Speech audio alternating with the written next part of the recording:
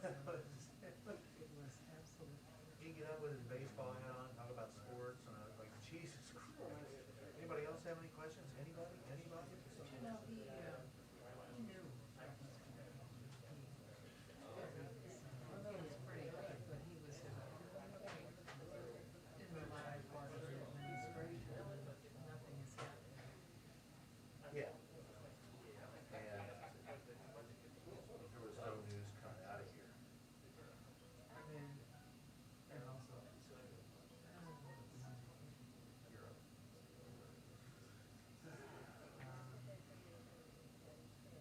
But I'll say this much, out of all of them, I probably know the one that was most fun to find here was probably Bush. oh, yeah. Bush would be early. Yep. Everybody else is He certainly believed in punctuality. yeah, so I don't know if you watch movies or not. I don't know if you watched them, but most usually went down on time.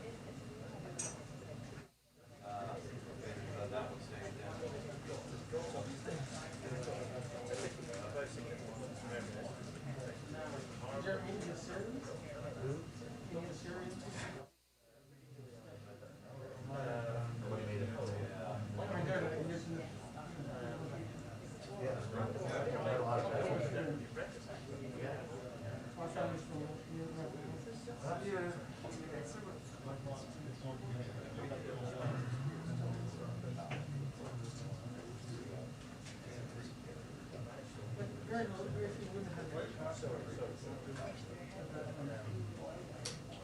Where?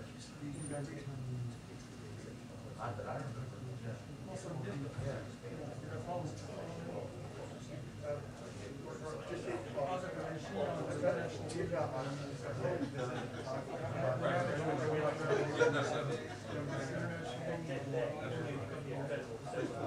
You're welcome to be there.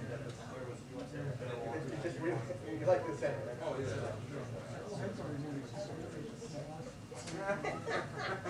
Here comes trouble. You took off that Ohio mask, I see. You don't need to be on Twitter.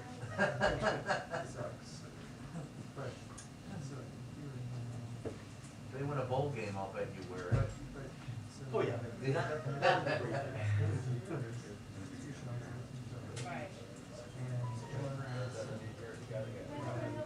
No, no.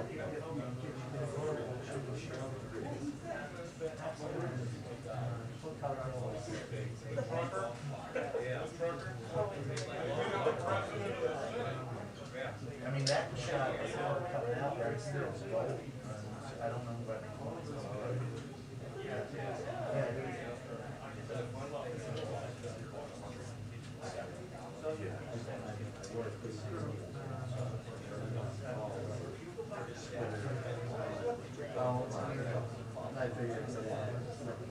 I had a buddy of mine who had a mistake about the tape, and he wore that.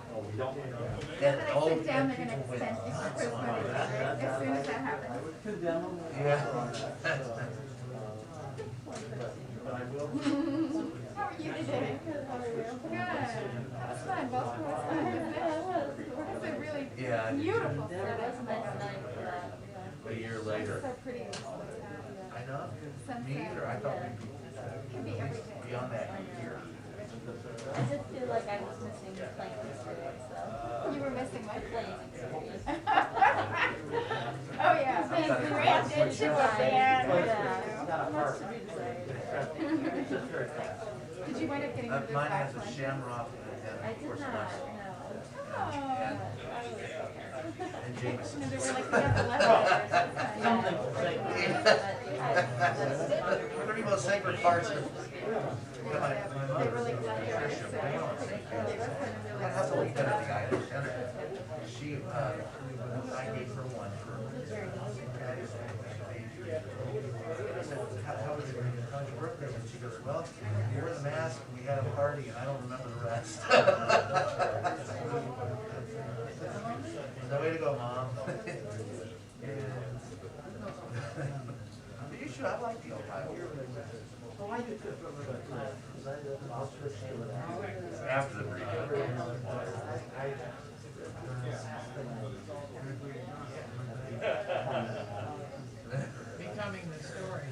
Yes. rather than covering it. Well, I just like how everybody has spent the last few weeks being epidemiologists, and now they're all like experts. They switch from one to the other. I just stick to the sports that they totally lie about. Be good. Hey, I'm a Packer fan. You know what I'm gonna do right now?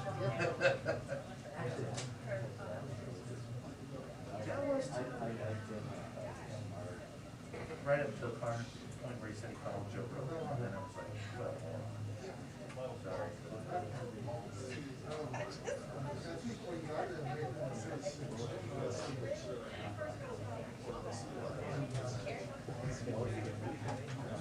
Remember Zimmerman? He's on the White House Yes. savings bonds.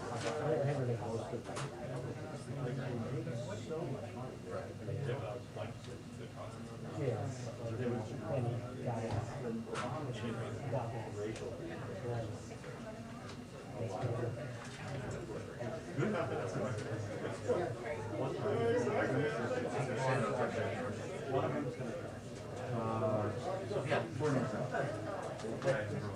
That's real hard to figure out. And manufacturer. Yeah, yeah.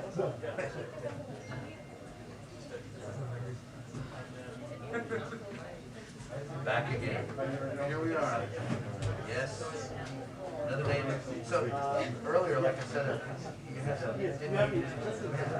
That was Mike Holmgren? Yeah, I thought you were calling in play. Well, we're not gonna change it, it's getting more complicated. Which I've never understood why they. Well, I mean, I guess they're pretty. They got guys upstairs watching this, Yeah. yeah.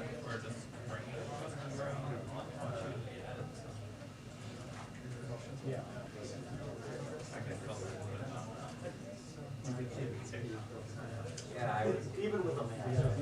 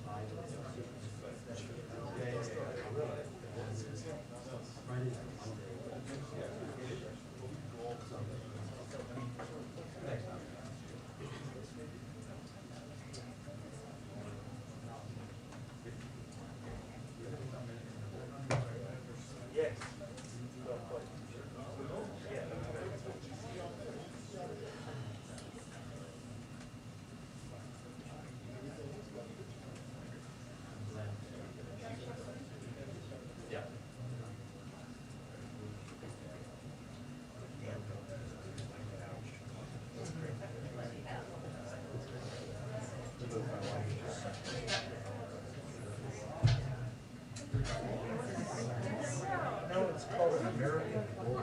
It's some kind of. My son had this little brother who was going to put this dog to sleep. This is going to take him because he's so big, and but he's just a friendly dude. So he knew I had a soft spot for dogs.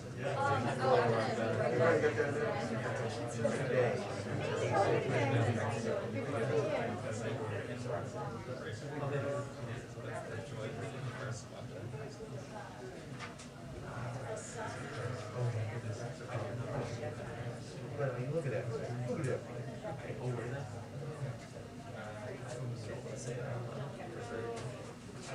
Yeah. You want a stool? Oh. What up? You good? How? Did you shop? Say what? That's nice.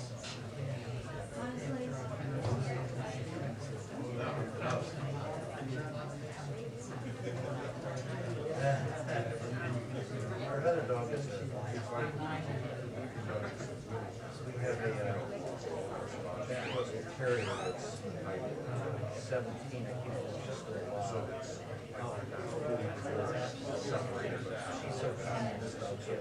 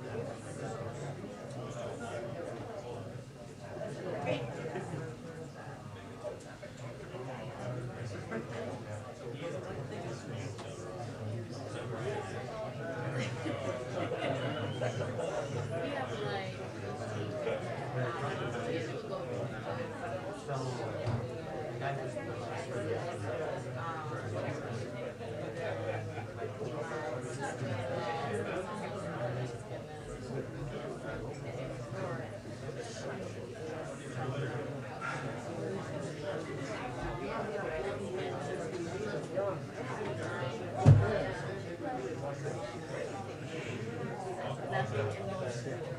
My mom was not bad. Yeah, my sister was here last time.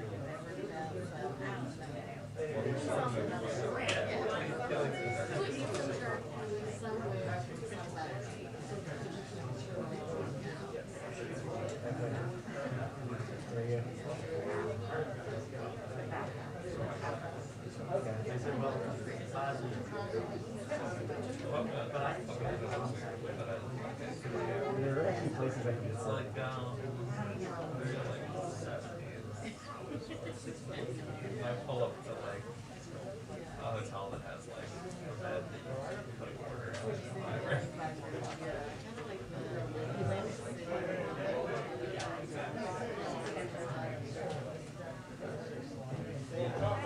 like Continental Resort.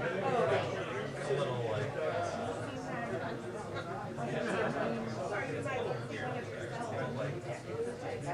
yeah.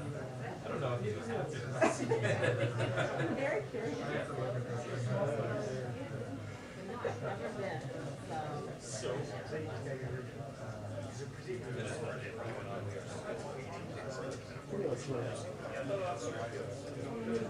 yeah, because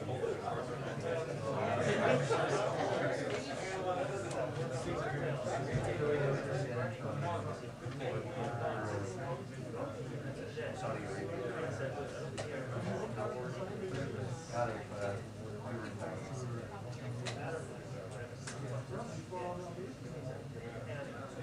back then, all I remember is NBC had the smallest bureau of anybody in the world. Was Brad was. Mike Fetcher, that stuff.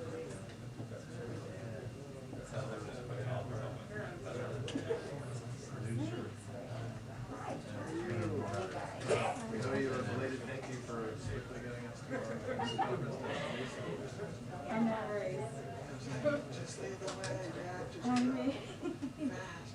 who was it, Norman and Harvey? Harvey?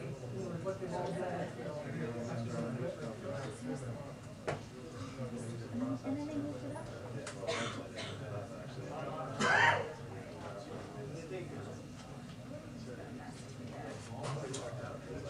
Ongoing.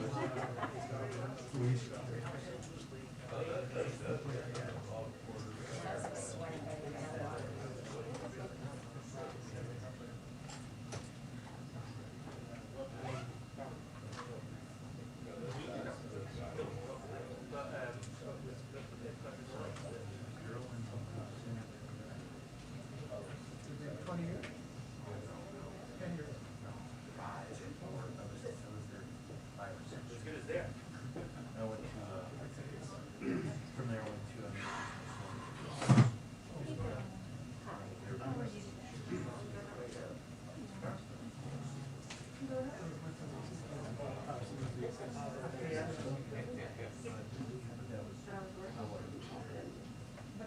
After, yeah.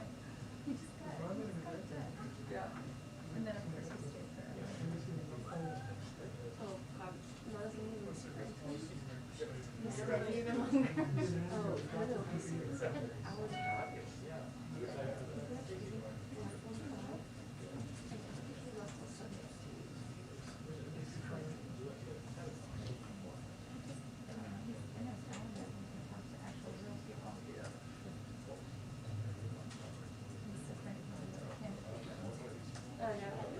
Yes, the president.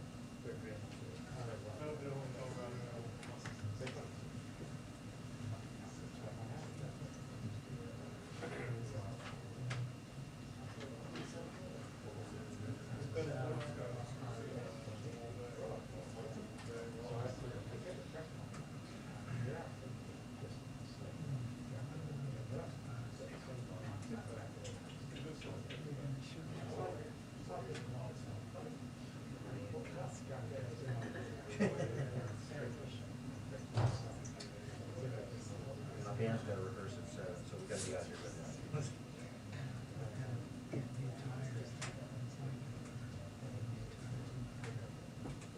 And your scooter? I know. You didn't get a new one? I got kind of my daughter. I think it really brought a good feeling when I was driving down around DC to see you on the scooter. It is.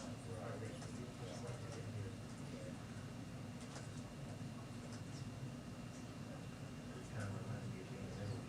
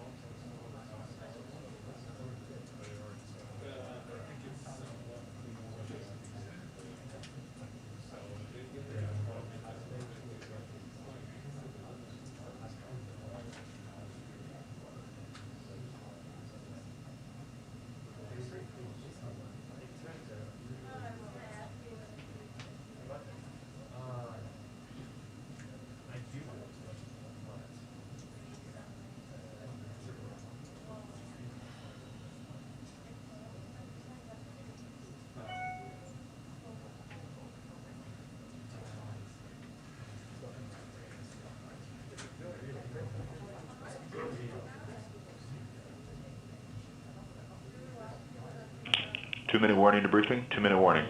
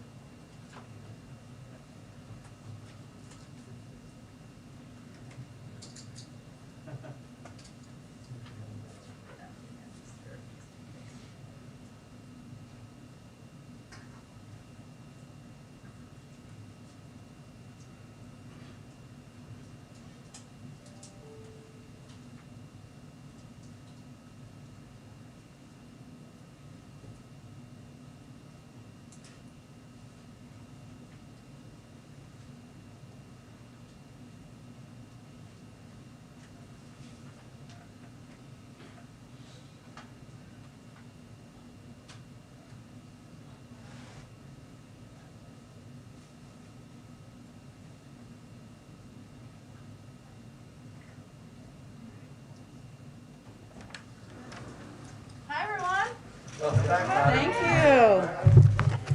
Okay. I have a couple of items for all of you at the top. First, let me say it's great to be back with all of you, although as a longtime hater of heels, I do miss my slippers, so which I'm sure some of the women in this room can agree with. But just to reiterate, I had intended to go on the trip with the president about 2 weeks ago. I did not go on the trip because I had members of my household who had tested positive for COVID. So out of an abundance of caution, I stayed home. I received 4 negative tests, and then on October 31st, I received a positive test, and I put out that information out of an abundance of transparency. I had not seen the president or had close contact for 5 days given the trip, and when I did see him 5 days prior, we wore masks and we were sitting outside. As I noted in my initial statement, and was still the case even after that, I had mild symptoms, primarily fatigue, and I remain incredibly grateful for the vaccine and the impact of the vaccine in keeping me safe and other people in my house safe as well. I also noted in my initial statement that I would be abiding by a 10-day quarantine, which for the math, it started on November 1st, which was the day after I received a positive test. It ended on Wednesday, November 10th, and then yesterday, per White House protocols, I had a negative test, and hence I am here back with all of you today. So I just wanted to outline that at the top. I have a couple of other things. Thank you. We've obviously had a very busy week as it relates to fighting COVID. Our vaccination program for kids ages 5 to 11 hit full strength this week. Vaccines for kids are now available at 20,000 trusted and convenient locations. Our rollout is helping parents turn months of anxiety into action. On Wednesday, we estimated that nearly 1 million kids have already received their first shot, and 700,000 additional appointments are already scheduled through pharmacies alone. That doesn't obviously track everybody, but that's still a significant progress. And we anticipate many more will be getting vaccinated in the weeks to come. The First Lady visited a children's vaccination site this week in Virginia and is headed to Texas next week to visit another site to help communicate with families, with parents about the safety and the efficacy of these vaccines. I also wanted to give an update on the success of vaccine requirements. New data show that as vaccination requirements expanded, our vaccination rate also increased. In the past week, we're averaging nearly 300,000 first shots for people ages 12 and older per day. These are new people getting vaccinated. For comparison, in mid-July, before the president began implementing vaccine requirements, we were averaging less than 250,000 first shots per day. It's clear that these requirements, driven by the president's leadership, are getting more people vaccinated, accelerating our path out of the pandemic, saving more lives. The vaccine requirements we put forward are going to continue to accelerate our path out of the pandemic. That's how we see our path forward. I'd also note that we're encouraged by the progress companies like JetBlue are making as they implement their own vaccine requirement. Here we're firmly in the camp of accelerating our path forward as we have conveyed. Also wanted to note that over 27 million Americans have now gotten their booster. And on testing, this week we invested an additional $650 million in rescue plan funding to help point-of-care diagnostic test manufacturers scale up their production. It builds on aggressive actions we've taken over the past several months, including to quadruple the supply of at-home tests to over 200 million per month starting December. I know I ordered some from Walmart myself. They came the next day and I used them at home. Finally, on ensuring equity throughout our response, the President's COVID Health Equity Task Force submitted its recommendations to help us build on this progress. Already we've announced $785 million investment in rescue plan funding to support community-based organizations that are continuing to build vaccine confidence across communities of color, rural areas, and low-income populations. Finally, I would note 99% of schools are open for in-person learning, and we're helping parents get their kids vaccinated, which means now 95% of people in this country are eligible to be vaccinated. Finally, a week ahead, on Monday, the President and the First Lady will participate in a Tribal Nations Summit coinciding with National Native American Heritage Month. This will be the first summit since 2016 and the first time that this summit has been hosted at the White House. The President will address tribal leaders and announce a number of steps to improve public safety and justice for Native Americans. and protect private lands, treaty rights, and sacred places. The Vice President will be speaking at the summit on Tuesday, and members of the Cabinet will be joining to discuss dozens of agency-specific policy deliverables. Also on Monday, the President will host, as you know, a bipartisan bill signing ceremony for his bipartisan infrastructure deal, where he will be joined by members of Congress who helped write the historic bill and a diverse group of leaders who fought for its passage, governors and mayors of both parties and labor and business leaders. Also on Monday, very busy day, have your coffee and spinach or whatever you like for breakfast. On Monday evening, the President will meet virtually with President Xi Jinping of the People's Republic of China. The two leaders will discuss ways to responsibly manage the competition between the United States and the PRC, as well as ways to work together where our interests align. On Tuesday and Wednesday, the President will continue traveling across the country to highlight how his bipartisan infrastructure deal delivers for the American people. So on Tuesday, he's going to be visiting the New Hampshire 175 bridge over the Pemigewasset, I see how I did that, river in Woodstock, New Hampshire, which has been on the state's red list of bridges in poor condition since 2013. There he will discuss how the infrastructure deal will repair and rebuild our nation's roads and bridges while strengthening resilience to climate change. On Wednesday, he will travel to Detroit to visit GM's Factory Zero electric vehicle assembly plant.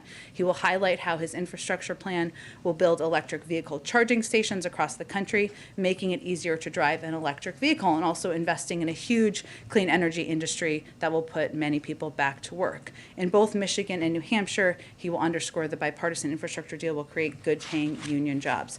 On Thursday, the President will host Prime Minister Justin Trudeau of Canada and Prime Minister Obrador of Mexico for the first North American Leaders Summit since 2016. He will participate in individual bilateral meetings with each leader ahead of the summit that day as well. And last but certainly not least, on Friday, he will pardon the national Thanksgiving turkey, continuing the transition in a ceremony in the Rose Garden. This is the 74th anniversary of the National Thanksgiving Turkey presentation. We're all very excited to meet the soon-to-be famous turkey and its alternate. Did you all know there's always an alternate? Two turkey lives are actually saved, which were raised in Jasper, Indiana. With that, Zeke.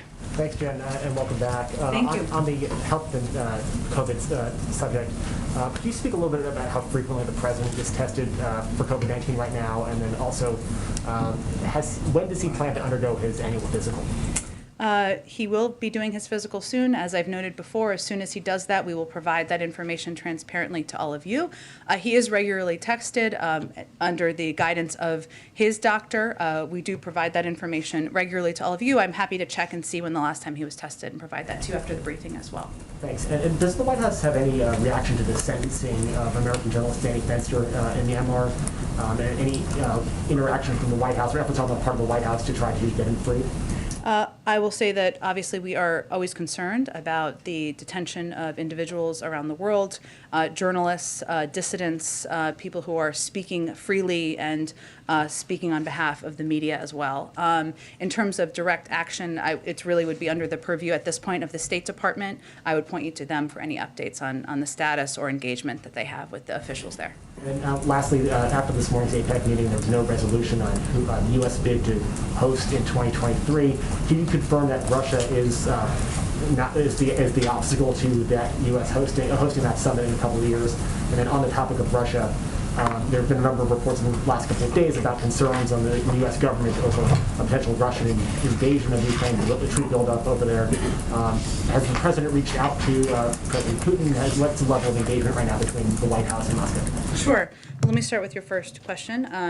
APEC hosting requires the consensus of all 21 economies. We thank the vast majority of members for their strong support so far. One economy, and I'm not going to confirm which economy that is, but is still undergoing consultations and has not yet joined the consensus. And our hope is certainly that we move past this impasse that is resolved and that we can continue the positive momentum on economic cooperation through APEC. And then in terms of your second question, say it one more time, I apologize. Regarding the Russian troop buildup and Ukrainian concerns in the U.S. government about potential invasion over there, and any White House to Moscow engagement in the last couple of days regarding that buildup. Well, in recent weeks and certainly days, we've had extensive interactions with our European allies and partners, including with Ukraine, but about our concern about these reports. And during these meetings, we've, of course, been discussing our concerns about the Russian military activities and their harsh rhetoric toward Ukraine. We've also held discussions with Russian officials about Ukraine and U.S.-Russian relations generally, as we've made clear in the past, and we've made clear directly to them as well. Escalatory or aggressive actions by Russia would be of great concern to the United States. We call for an immediate restoration of the July 2020 ceasefire, and we stand with our partner Ukraine and condemn Russian aggression against Ukraine in all forms. And obviously our European conversations are about shared concern about the reports of this buildup and rhetoric. Go ahead, Andrea. Hey, so welcome back. Thank you you so much, Tim. I wanted to ask you about the Chi meeting that's coming up on Monday. So are you expecting anything sort of concrete to come out of it? Or is this really more about reestablishing a kind of a better basis for dialogue? Sure. Well, I think this is why you're asking me the question. So let me just go back just briefly of kind of what our strategy has been to date. I mean, this meeting is coming after 10 months of President Biden taking action so we can outcompete China in the long term. And that means investing in ourselves at home to strengthen our own competitive hand. It means working with our partners and allies to make sure we have a united approach and a coordinated approach as it relates to engagement with China. We, of course, believe in intense competition. We believe and understand intense competition as part of that relationship. We also believe that that requires intense diplomacy. So this is a reflection of that. And if you go back to the president's phone call on September 9th, where this was discussed, and obviously there was follow-up engagement, part of the discussion was about the importance of that leader-to-leader engagement, not because we are seeking, and we're not, specific deliverables or outcomes, more because this is about setting the terms, in our view, of an effective competition where we're in a position to defend our values, which certainly will be part of the president's conversation and those of our allies and partners, and also discuss areas where we can work together. So I would see this, Andrea, as more of a continuation of that intensive diplomacy, given that we believe intense competition requires that, and I wouldn't see this as I wouldn't set the expectation, I should say, that this is intended to have, major deliverables or outcomes. Yeah, so there were reports that President Xi could ask the president to attend the Olympics in February. What kind of signal would it send if the president were to attend the Olympics, given the concerns that have been raised about China's actions toward Taiwan, its increased aggression kind of flights there in that region? Would that be a problematic situation for the president? Well, I understand why, but we're getting a few steps ahead of where we are. I will also note, for all of your planning purposes, and don't want to ruin your Sundays, but there will be a preview call of the summit on Sunday that all of you will be invited to. So in terms of the Olympics or any invitation, I don't have anything for you on that at this point. Okay, just a quick one on the economy, on inflation. So 1 in 4 Americans, according to a new survey, have experienced some kind of loss of income as a result of higher prices. The president has expressed concern about this. I know that you are working on different fronts to address this, but I mean, how urgent is it, and how, is there any sort of specific concern that this is going to affect not just political outcomes, but just the overall economy? Sure. Well, Andrea, first let me say that, a lot of the talk about inflation, I'm not saying from you, but in general out there, has been, it's become a political cudgel, and it shouldn't be. It's impacting, as you said, millions of Americans, no matter their political party, and that's certainly of concern to the president. I would note that everyone from the Federal Reserve to Wall Street agree with our assessment that inflation is already expected to be substantially decelerate next year. I know you're not talking about that, but that's an important component here. And economists across the board also agree that the president's economic agenda, the bipartisan infrastructure bill that he will sign on Monday, and the Build Back Better bill that we are working to move forward will not add to inflationary pressure and will ease inflationary pressure over the long term. But when we move past the economic jargon, which I realize is what you're asking me, and talk about the real impacts on people's lives, we're really talking about cost to people, right? And you talked about this on Wednesday. So it's cost of childcare, cost of housing, cost of gas, cost of household goods. That's how people are experiencing this on a day-to-day basis, and that is, of course, of concern to the president. Our view is that the real risk here is inaction, and the reason I wanted to do this slide today, I love slides and graphics on my first day back, because we had to have one, but is because if we don't act on Build Back Better, what we're doing is we won't be able to cut child care costs in 2020. We know that is a huge impact on people's daily lives and American families. We won't be able to make preschool free for many families starting in 2022, saving many families $8,600.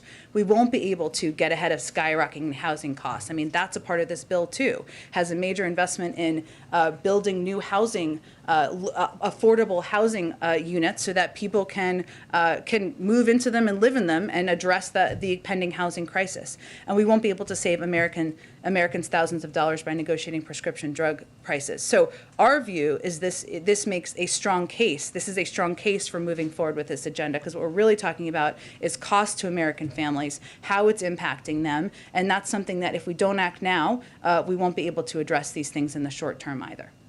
Go ahead. Thanks so much, Jen, and welcome back. The president has picked Dr. Rob Califf as his pick for FDA commissioner. We've already seen Senator Joe Manchin come out in opposition against him, citing his significant ties to the pharmaceutical industry, as Senator Manchin put it. Is the White House confident that Dr. Califf can get confirmed as FDA commissioner? We are, and I will say that the president chose Dr. Califf, and this was in his statement, but let me reiterate some of this, because he's one of the most experienced clinical trialists in the country, has the experience and expertise to lead the Food and Drug Administration during a critical time in our nation's fight to put an end to the coronavirus pandemic. I'd also note that how we see this, or how this president sees this nomination, is a continuation of what he views as excellent work under the leadership of acting FDA Commissioner Dr. Janet Woodcock, who's led the agency through a challenging time because of what's happening in the world and, of course, fighting the pandemic. I would note that 5 years ago, sorry, my math was a little off there, he was confirmed by a vote of 89-4. One of those 4 is the individual you mentioned, and every senator can vote for or against members or people who are nominated. That's their role, but we feel he's a qualified person who has the exact experience for this moment. Thank you. And how many Republicans should we expect to see at the signing ceremony here on Monday? We will see. We've invited a broad group of Republicans, some in Congress, governors, mayors, individuals who played a role in helping move the infrastructure bill forward. And as we get close to Monday, or on Monday, we'll provide you, of course, a list of attendees. Have any Republicans, like Senator Mitch McConnell, said they will not be at that signing ceremony? I think he's spoken to this publicly, so I'll point you to that. But certainly we have the invite out to a range of members where the president looks forward to thanking them for their work, for working together to get this done for the American people. Any confirm though? Last question on the President Xi meeting on Monday. Will the president hold a press conference afterward like he did following his meeting with President Putin?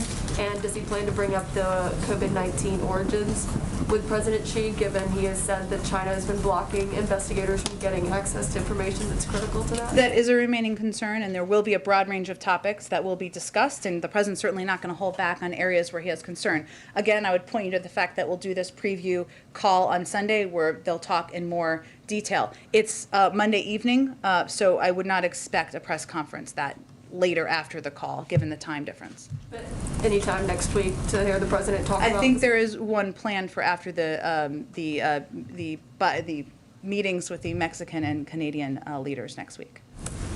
Go ahead. I'll come back to you. Sorry. You just said that the real risk on inflation is inaction, but so far this week we haven't seen any action from the administration on gas prices. The president in Europe said, we would see action sooner rather than later. On Wednesday, that it was his top priority. So, is he going to tap the SPR, ease biofuel blending requirements, ban crude exports? And if the answer is you still haven't kind of decided on any of this, what is the message to Americans headed into Thanksgiving, where everybody will be driving to see their family and friends, that you think the current prices are acceptable? We certainly don't think that. The message to Americans is that We're not just closely and directly monitoring the situation, which of course been doing, but we're looking at every tool in our arsenal. You mentioned some of them. While I don't have anything to preview today, the president is quite focused on this, as is the economic team. And I would note again that we have taken a range of actions. We've communicated with the FTC to crack down on illegal pricing, are engaging with countries and entities abroad like OPEC on increasing supply.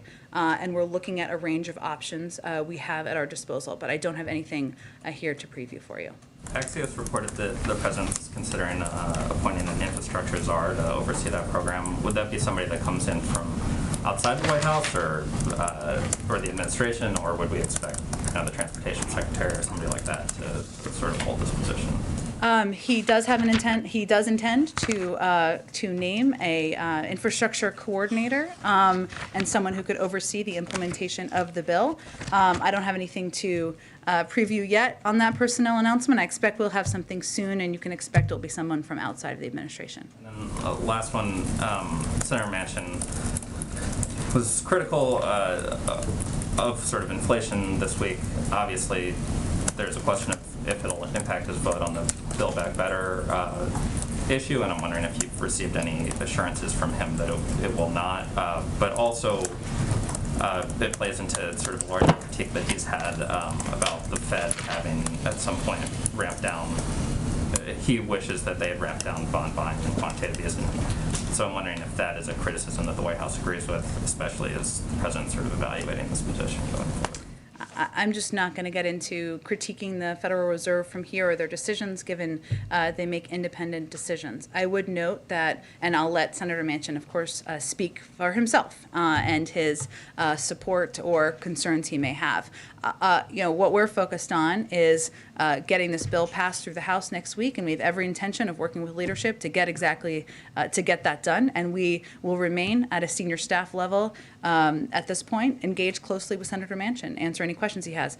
I will note that the vast majority of outside economists agree that this is not a bill that will add to inflationary pressure, and in fact, over the longer term, it will ease inflationary pressure. And I would note just a couple of people who at times haven't always been positive about our proposals. Former Treasury Secretary Larry Summers said about Build Back Better, I don't think that's an inflation problem. He said if he was in Congress, he would vote for it.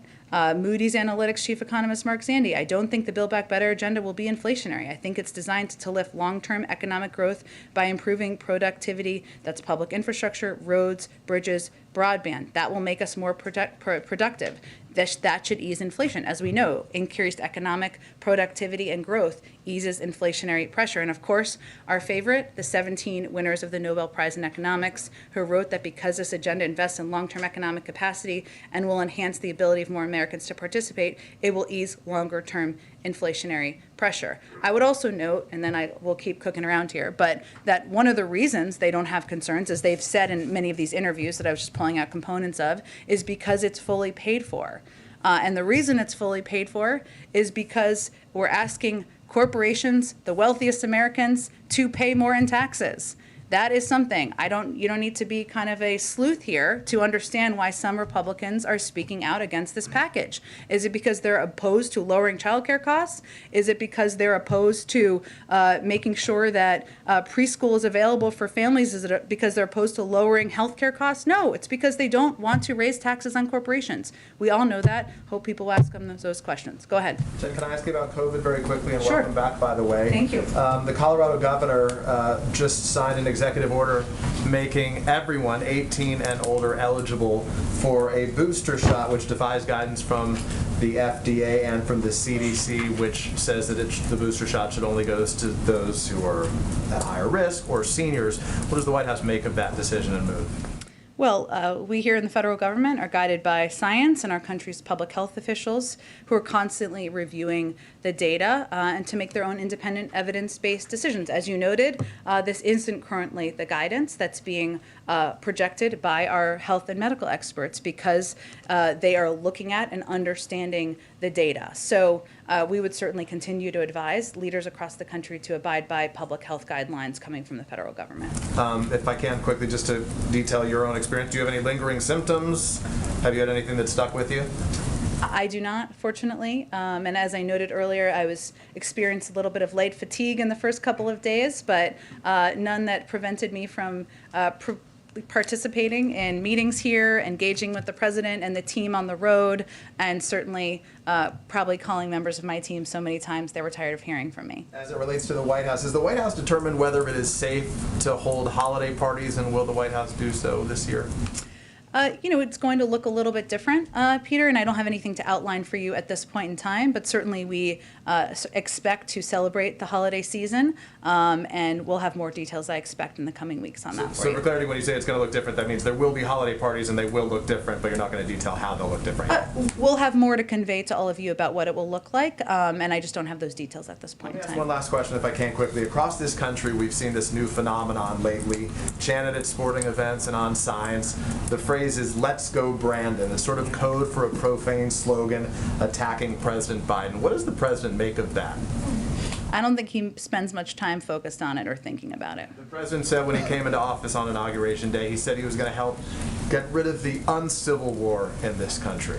So I guess through that lens right now, does the president think there are things that he can do differently, or how does he react to the stuff he sees out there when it is one of his primary promises or desires to help bring Americans together? Well, it takes two to move towards a more civil engagement and discourse in this country, and the president's going to continue to operate, as you said, from the promise he made early on, which is that he wants to govern for all Americans. He's going to deliver for all Americans, as is evidenced by the infrastructure bill that he's going to sign on Monday. That's going to help expand broadband to everyone, no matter your political party, no matter whether you voted for him or not. That's going to replace lead pipes, make sure kids have clean drinking water, whether you're a Democrat or Republican or not political at all. That's how he's going to govern, and certainly we're hopeful we'll have partners to move toward more civil discourse with in the future. Thank you. Thanks, Jen. Welcome back. Thank you.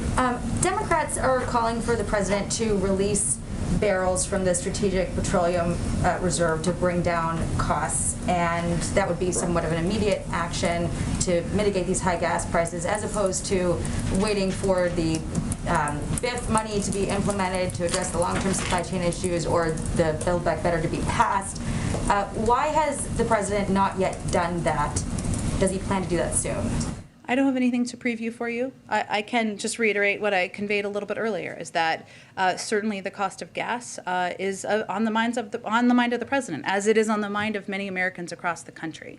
And there are several steps we've taken, including pushing the FTC, or asking the FTC to look into price gouging. Something we've seen and we have concerns has been an issue over the past few months, as the availability and supply of oil has gone up and prices have not come down. Pushing OPEC to release more supply to meet the demand, and certainly there are a range of other domestic options, but I just don't have anything to preview at this point in time. Can I get your response to this report from the Tax Policy Center that under the Build Back Better plan, most millionaires would get a tax cut. 2/3 of people making over $1 million would get a cut on average of $16,800, mostly because of SALT. Separately, it finds that 20 to 30% of middle-class households will pay more in taxes. Granted, it's a small amount, between $100 and $230, depending on income levels. But how does the White House frame this reconciliation plan as a tax cut for the middle class paid for by the rich, when this analysis is showing the opposite? It actually doesn't. Just to give a little bit more context of what the report showed, it also showed that the average family with children making $75,000 to $100,000 per year will get an income tax cut of about $2,230. It also showed the average. It showed the average taxpayer with income above $1 million per year will see their income taxes go up by $65,000. 75% of the tax cuts go to families making less than $200,000 per year, with 54 million families making less than $200,000 a year getting a tax cut. What we also don't buy into, which is part of your second part of this, is that any tax that dares touch big corporations, many of whom are making record profits and not paying any taxes at all, is somehow a tax on the middle class. Most economists agree with us. Build Back Better will clearly lower taxes, lower costs, raise wages, and economic growth, increase economic growth for the middle class. The strategy, and just look at the 2017 tax cuts. That was argued at the time, that giving tax cuts to big corporations would trickle down to lower income people. It didn't. None of that happened. So we're just not buying into that notion. But doesn't that not take effect, that cut that you're referencing, until 2023? So I guess what I'm getting at is, next year, 2022, expectation is that middle-class families will be paying, granted, a little bit more, but still a little bit more if this passes. And then also, they're still dealing with issues like gas prices being high. You guys have talked about the actions you're going to take or are looking at, but these are long-term solutions mostly that you're talking about. So what will be done in the immediate future to address the next year? Actually, many of them are short-term. But what is true and is not often out there is that a lot of these pandemic relief programs are ending, right? Are ending. So if you look at the spending, I don't really have a graph right now, I'm kind of making a fake one, but if you look at the spending from pandemic relief, that is going to go down because a lot of those programs are ending. So when people are out there, this isn't your question, but it just made me think of it. When people are out there criticizing the influx of money into the economy, that's actually misleading and inaccurate.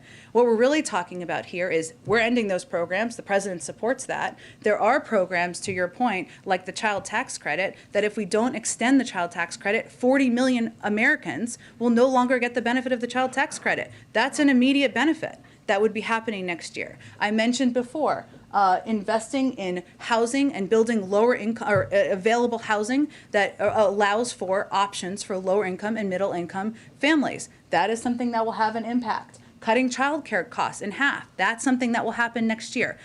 Those are all ways that we're working. We are trying to and focused on lowering costs for Americans. That would be a part of this bill. I want to ask you about real quick about Ukraine. I know you discussed earlier the Russian troops amassing on the Ukrainian border. Field hospitals, as we all know, started being set up in April, indicating that there might be some action there. Blinken's comments about concern about Russia rehashing the 2014 invasion, and then Jake Sullivan underscoring the commitment to Ukrainian sovereignty and territorial integrity. But it doesn't seem there's been any indication of more support on the way from the U.S. right now. To the Ukrainians? To the Ukrainians. And then, so why is that? And then also, why did we send the CIA director to Russia instead of the Secretary of Defense or our ambassador or Blinken to handle this kind of a diplomacy issue? Like, who is he speaking for in that trip? He's speaking for the U.S. government. I'd also note that the CIA director is also the former ambassador to Russia and the former deputy secretary of state. So he does come to it with quite a bit of experience. But the president looks at his national security team as a group of smart, engaged individuals who are representing his national interests overseas, and that's what he's doing. I will note on the Ukraine question, part of the reason I mentioned the engagement with European allies and partners is because, as you know, we operate in lockstep with our allies and partners. That's how we've approached things. We have a shared concern about reports of military buildup on the border. I don't have anything to preview at this point in time, but that is something that we are very actively engaged with, not just the Russians on and the Ukrainians, but also our European partners as well. I just want to skip around because I know we're not getting to enough people in the back, so I hear.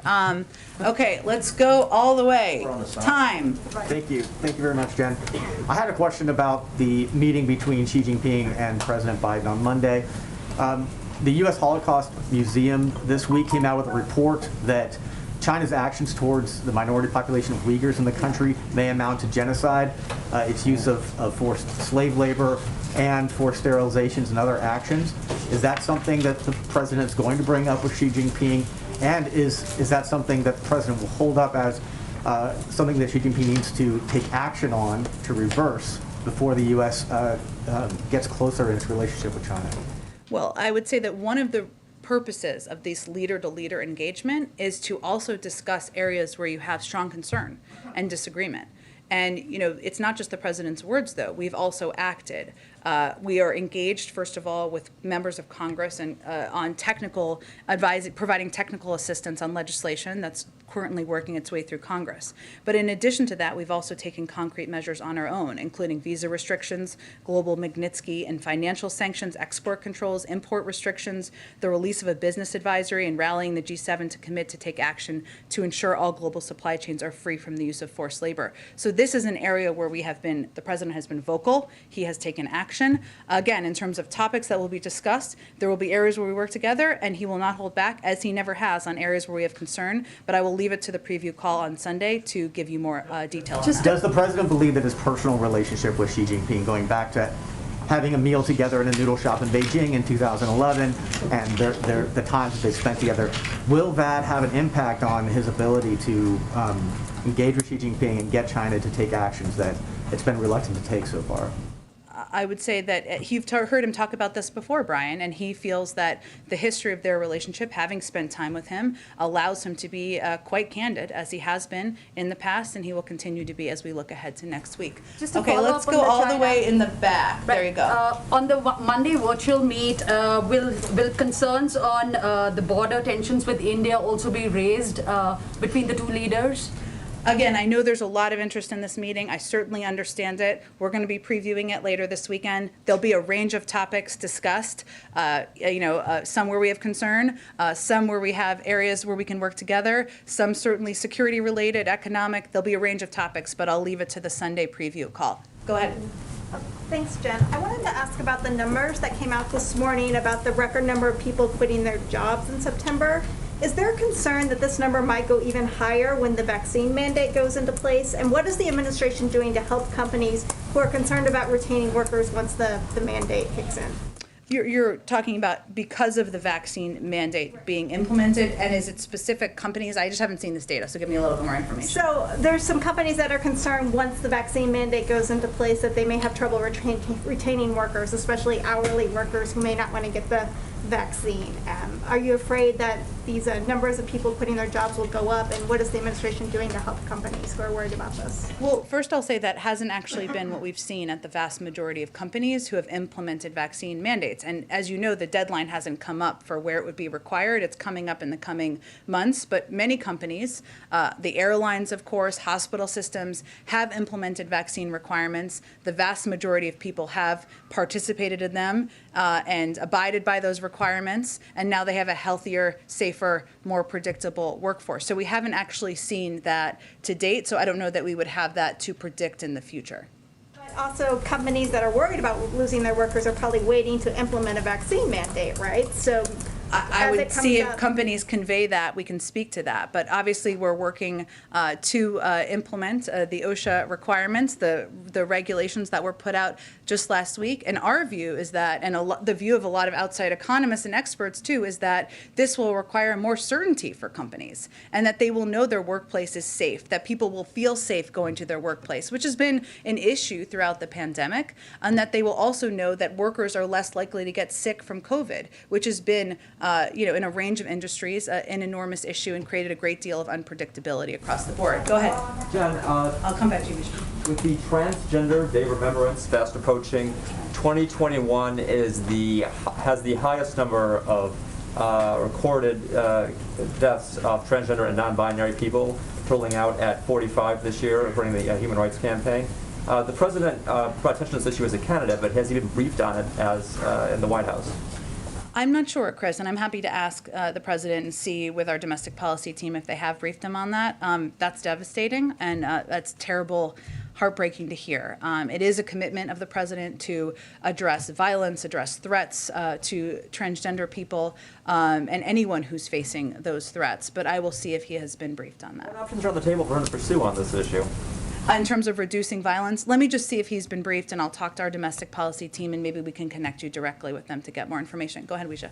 Jen, so that report that my colleague was citing was not directly just about people quitting because of COVID mandates. Oh, okay. Yeah. That's helpful. But the Bureau of Labor Statistics reported that in September alone, 4.4 million people quit their jobs after 4.3 million in August. So how are those figures accounted for when the president talks about the record 5.6 million jobs created in the first 9 months, when he talks about job growth, economic growth, etc.? Well, what you also see in the data, Weisha, I'm not sure this data, but other data, is that people feel, the vast majority of the American public, even when there are concerns about costs of household goods and other childcare costs, et cetera, that this is a good time to change careers and look for a new job. So we're also seeing that, and I think that's likely reflected in that data as well. And we've seen that happen psychologically during the pandemic, and also because people may have taken the moment to decide what they wanted to do with their lives. So in terms of, we have still created that number of jobs. There are people who are changing jobs. I can check with I'm not sure what your question is, though. Are you asking how many of the new jobs created are people changing jobs, or? In 2 months alone, some 9 million people quit their jobs. And I don't know that they're all going to new jobs. So is there any concern about this trend of the Great Resignation? Is there anything you can do to reverse it? Well, we know we've seen labor shortages in some industries. In some industries, that's because they need to have a more competitive package to offer to workers.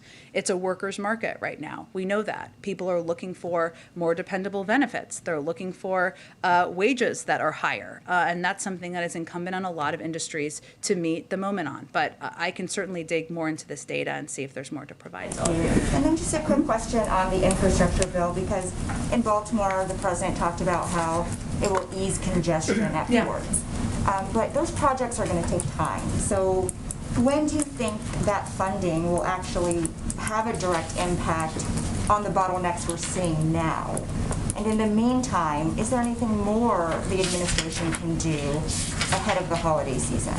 Well, one of the steps we took, there's no question that addressing, being able to ensure that goods are moving around the country more safely, more easily, without congestion, is a big objective of this infrastructure bill the president will sign on Monday, and it will help hopefully address that over the long term. As we know, the supply chain issues are global, and we're seeing them, countries around the world impacted by the global supply chain issues. So, but what he's doing here, and what he's been quite focused on, is really attacking the issue at ports and the congestion at ports, which we know is a big way that goods are coming in and where goods are moved. So we announced, I think it was last week or earlier this week, it's all running together, that within 45 days we'll be launching $240 million in grants to improve ports.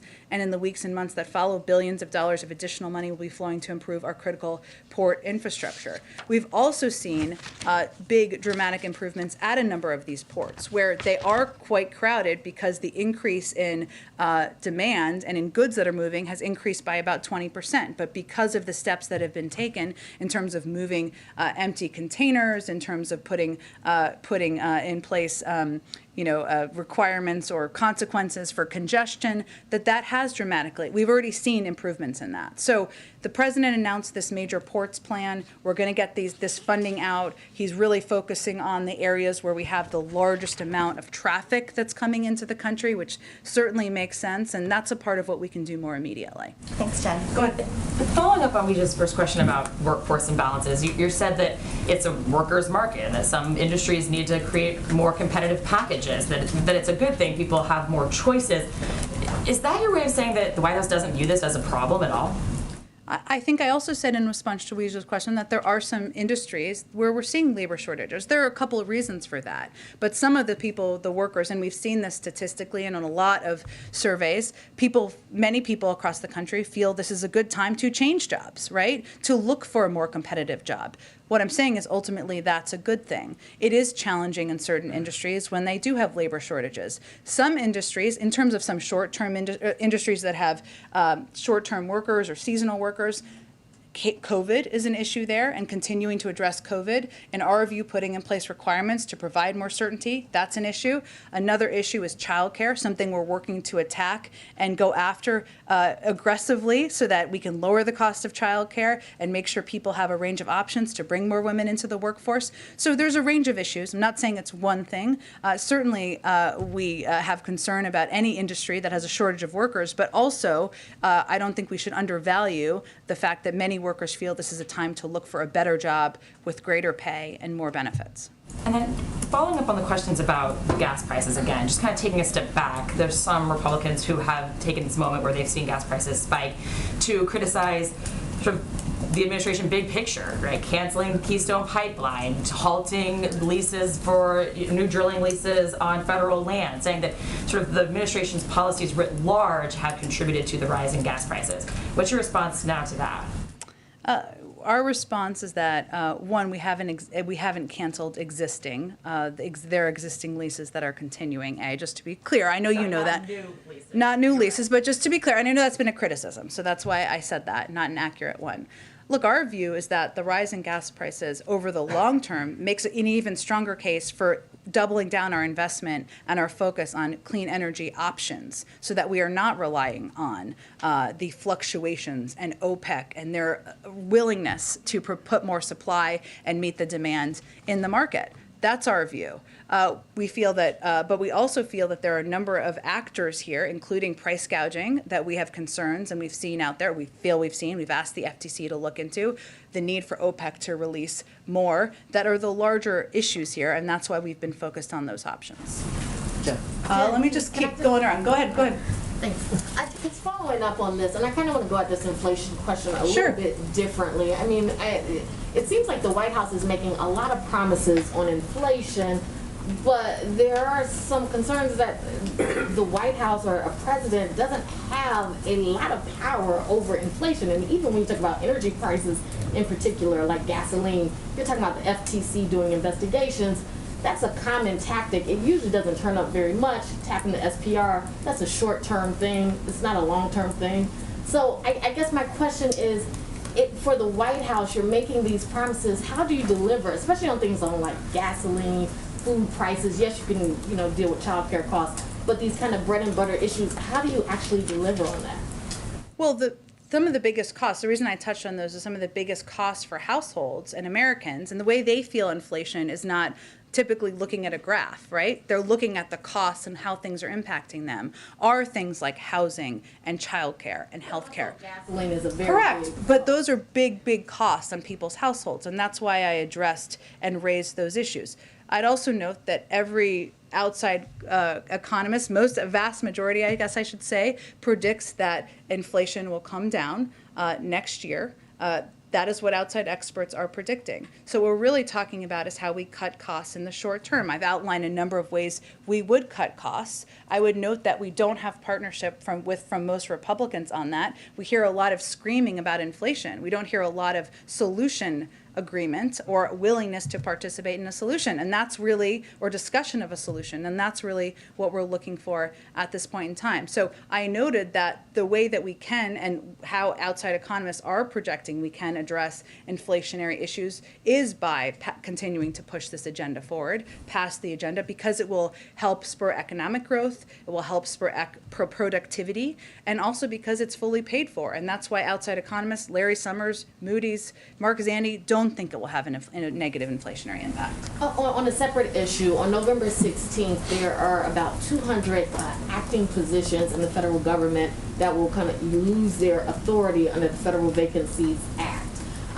What is the White House planning to do about that?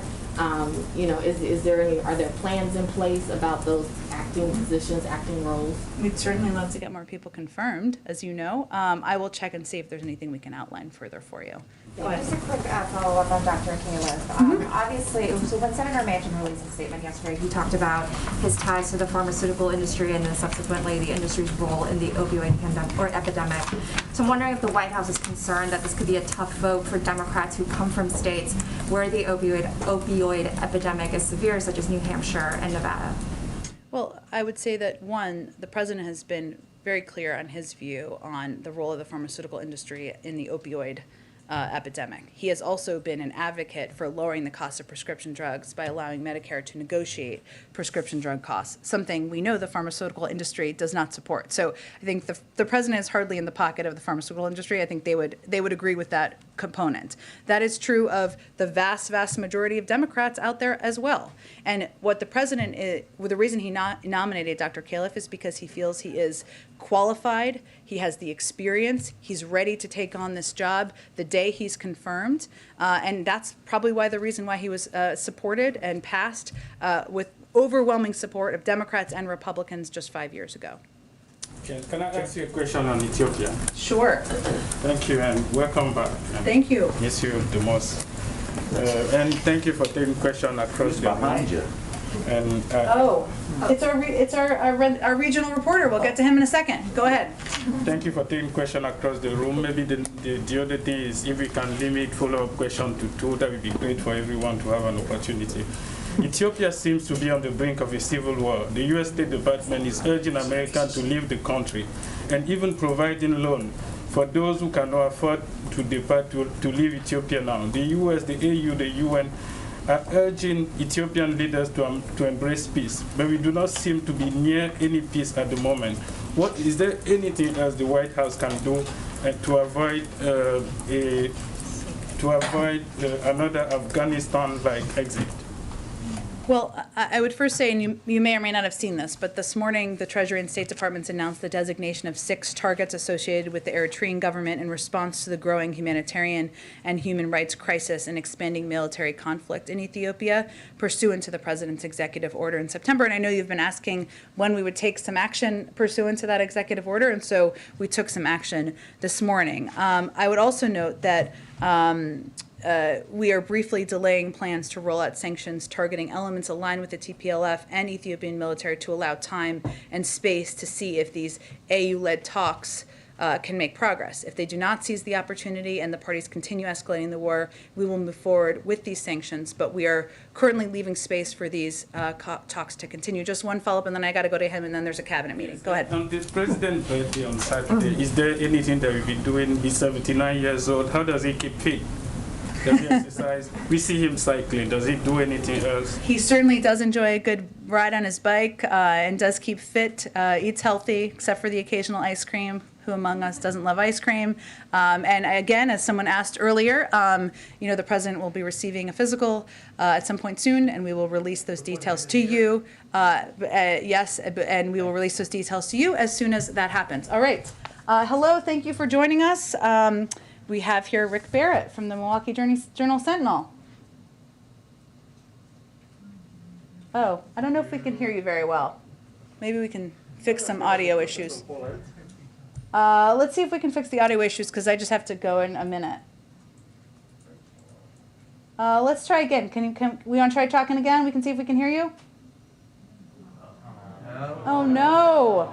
Well, Jeff, can I ask you? All right, he's going to come back next Friday. Okay, last one. Thank you, Jen. I wanted to ask you a quick follow-up. You mentioned a second ago that the White House was offering technical assistance to members of Congress when it comes to human rights legislation. What provisions were you talking about specifically? Well, I was answering a question. I don't remember who asked it. It was Brian, right? Who asked about our concern about human rights abuses in Xinjiang, something we have taken a lot of steps on. As you know, and I think you've asked about, there is legislation. It's pretty common for the White House to work with Congress on either technical assistance or other assistance. We want to make sure any bill is implementable. A provision that would have banned science funding for entities that were implicated in the Uyghur genocide was stripped out of the reconciliation package last week. Is that something that the president was disappointed to see? I don't have any other reaction. Obviously, we're working closely with Congress. We share the concern about the human rights abuses. We are going to continue to take action as the president's record shows. Okay, thanks, everyone. The vaccine, do you have anything to say to celebrities who have promoted, like Aaron Rodgers, who've promoted dubious alternatives to vaccines? You know how we feel about misinformation. We're against it. Thanks, everyone.